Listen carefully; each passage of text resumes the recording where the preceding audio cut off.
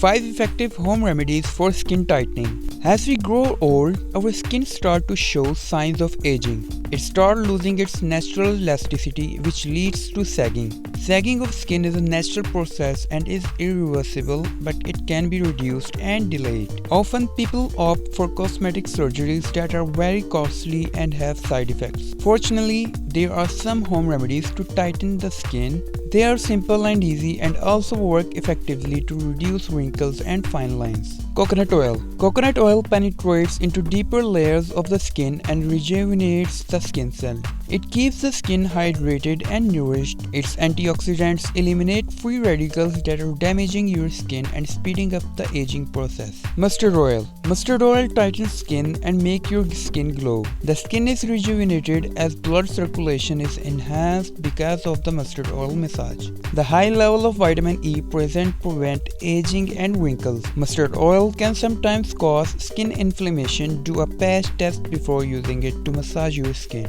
Rosemary oil. This essential oil improves blood circulation and this in turn tones your loose skin.